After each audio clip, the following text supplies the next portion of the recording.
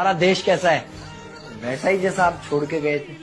यानी कि हम अभी भी अंग्रेजों के गुलाम हैं? नहीं, अंग्रेजों से तो हमें 1947 में ही आजादी मिल गई थी। अच्छा, तो अब तो हमारे अपने लोग देश चलाते होंगे ना? हाँ, तब तो देश काफी आगे बढ़ गया होगा। जब हमारे अपने लोग देश चला रहे हैं तो गरीबी और भ्रष्टाचार का तो नाम ही नहीं होगा। सबको बराबर हक दिया जाता होगा, किसानों और मजदूरों का अच्छा ध्यान रखा जाता होगा ना? नहीं, ऐसा तो कुछ नहीं है। तो कैसा है बताना मुझे। कैसे हमारे अपने नेता, हमारे आजाद भारत के नेता, 100 साल हो गए मुझे गए हुए, बताना। हमारे अपने नेता वो तो अपनी जेबें भरने में लगे हुए हैं। आने वाली 7 पीढ़ियों को नहीं बल्कि 700 पीढ़ियों को ना कमा कर खाना पड़े उस चीज के इंतजाम में लगे हुए हैं। तो तुम लोग क्या कर रहे हो और हमारे देश का युवा क्या कर रहा है? हम लोग तो इंस्टाग्राम पर रील्स देखने में बिजी हैं। यानी कि हमारी कुर्बानी का देश के लोगों पर कोई असर नहीं पड़ा। देश के लोगों में कोई देशभक्ति नहीं, कोई देश प्रेम नहीं।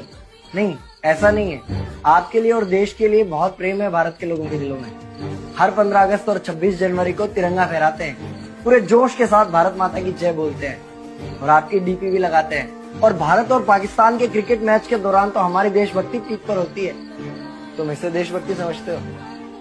तो फिर क्या है देशभक्ति? अगर तुम्हारी देशभक्ति समाज को सुधारने में, गरीबों को अच्छी शिक्षा या बराबर का हक नहीं दिलाती तो कोई काम की नहीं है तुम्हारी देशभक्ति।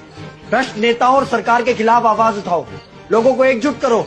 लेकिन अगर हमने सरकार के खिलाफ आवाज उठाई या नेताओं से सवाल पूछे तो हमें एंटी नेशनलिस्ट कहा जाएगा या हमें गद्दार करार दे दिया जाएगा। तो डरता है। 23 साल का था मैं जब अंग्रेजों ने मुझे फांसी पर चढ़ा दिया। मुझे तो आतंकवादी कहा गया था। अगर अब नहीं जागे तो ये देश सोता रहेगा।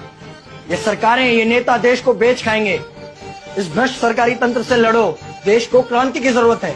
क्रांति यानी कि हमें हथियार उठाने होंगे, बंदूकें उठानी होंगी जैसे आपने उठाई थी। नहीं, हमारी क्रांति विचारों की थी। जब अंग्रेजी हुकूमत ने हमारी आवाज नहीं सुनी तो हमने और जोर से आवाज लगाई और अपने विचार रखे। और क्रांति केवल सत्ता को बदलने तक सीमित नहीं है, बल्कि इस भ्रष्ट अन्यायी तंत्र को जड़ से उखाड़ कर फेंकना है। पर ये होगा कैसे? अपने आसपास से शुरुआत करो। जो भी तुम्हें भ्रष्ट नजर आए उसके खिलाफ आवाज उठाओ, एक्शन लो। तुम्हारे टैक्स का पैसा नेताओं की जेब में जा रहा है, हिसाब मांगो। अपने वोट का सही इस्तेमाल करो, लोगों को जागरूक करो और इस देश को आजाद करवाओ। इंकलाब जिंदाबाद, इंकलाब जिंदाबाद।